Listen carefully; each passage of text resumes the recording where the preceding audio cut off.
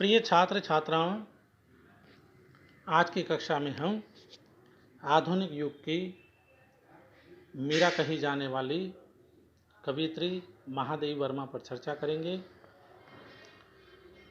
सर्वविदित है कि छायावादी कवियों में जो 4 आधार स्तंभ थे उनमें महादेवी वर्मा भी है और हिंदी साहित्य में रहस्यवाद, आधुनिक काल में रहस्यवाद को बहुत ही गहराई से जानने वाली और उसे अपनी कविताओं के माध्यम से व्यक्त करने वाले कवयित्री के रूप में महादेवी वर्मा को याद किया जाता है।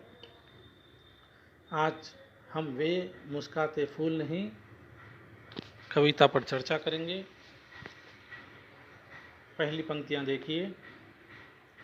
वे मुस्काते फूल नहीं जिनको आता है मुरझाना, वे तारों के दीप नहीं जिनको आता है बुझ जाना। बहुत ही कम शब्दों में बहुत ही व्यापक, बहुत ही गहरा अर्थ इन पंक्तियों में व्यक्त हुआ है। महादेवी वर्मा के अनुसार निर्माण ही नहीं, रचना सृजन ही नहीं, मिटना भी जो है एक कला है। मिटना जीवन का अंत नहीं है, मिटना नव निर्माण का प्रारंभ है और मिटना भी एक प्रकार से सृजन का कार्य ही है। मिटने को वे अंत नहीं मानती, मिटने को वे सृजन या रचना मानती है। इन पंक्तियों में देखिए, वे मुस्काते फूल, फूलों के बारे में कहती है। वे मुस्काते फूल नहीं जिनको आता है मुरझाना, अर्थात फूलों को, जो फूल खिलकर मुस्कुरा रहे हैं, अपनी खुशबू, अपना सौरभ बरसा रहे हैं, अपने मकरंद से, अपने पराग से जो है भंवरों को मदमस्त कर रहे हैं, उन्हें मुरझाना भी आना चाहिए। अर्थात मुरझाना भी अपने आप में एक कला है, मुरझाना भी अपने आप में एक सृजन है। वे मुस्काते फूल नहीं जिनको आता है मुरझाना, वे तारों के दीप नहीं जिनको आता है बुझ जाना। तारों के बारे में कहती है, उनको भी बुझने की कला आनी चाहिए, उनको भी बुझने की कला जानना चाहिए। हमको यहाँ पर जो है विरोधाभास लगता है, किंतु महादेवी वर्मा के अनुसार मुरझाना या बुझ जाना वह जीवन का अंत नहीं है, वह भी एक कला है, वह एक नया प्रारंभ, एक नई शुरुआत है। वे सूने नयन नहीं जिनमें बनते आंसू मोती, नयनों में आंसू बने और आंसू भी मोतियों की तरह।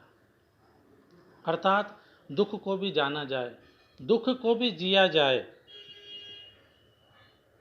दुख से भागा न जाए, दुख को भी अपनाया जाए। और दुख से जब हृदय द्रवित होता है, हृदय द्रवित होने के बाद में आंखों में आंसू बनते हैं, तो उन आंसुओं की तुलना वे मोती से करती है। वे सूने से नयन नहीं जिनमें बनते आंसू मोती, अगर आंसू रूपी मोती नयनों में नहीं बनते हैं तो वे नयन ही नहीं है। वह प्राणों की सेज नहीं जिनमें बेसुध पीड़ा सोती।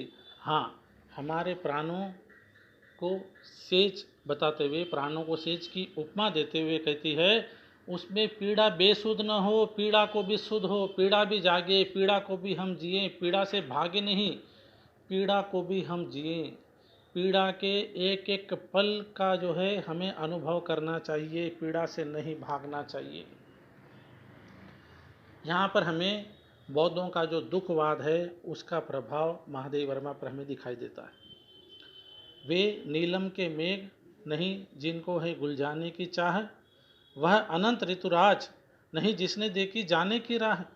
हाँ, वे नीलम के मेघ अर्थात नीले नीले मेघ बनते हैं, बहुत सुंदर लगते हैं, विभिन्न आकार धारण करते हैं, लेकिन उन्हें भी घुलना ही होगा, उन्हें भी घुलना ही होगा, अर्थात उन्हें भी बरसना ही होगा।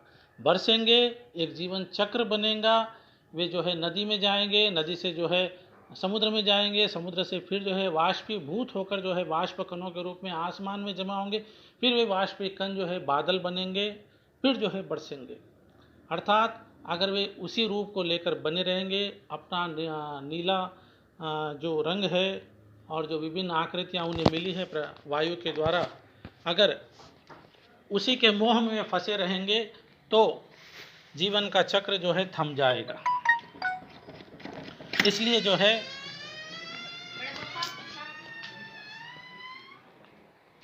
वह अनंत ऋतुराज नहीं जिसने देखी जाने की राह। ऋतुराज वसंत के बारे में कहती है, पहले तो कहती है कि ऋतुराज वसंत जो है अनंत है, अर्थात उसका कोई अंत नहीं है, किंतु उससे भी अंत की ओर जाने के लिए कहती है, अर्थात ऋतुराज वसंत को भी मिटने के लिए, जाने के लिए तैयार रहना चाहिए। ऐसा तेरा लोक वेदना नहीं जिसमें अवसाद। फिर परमात्मा से कहती है कि परमात्मा यह कैसा लोक है जिसमें वेदना नहीं है, नहीं कोई अवसाद है, अर्थात जीवन में जो भी वेदना को चाहती है, जीवन में वे दुख को चाहती है।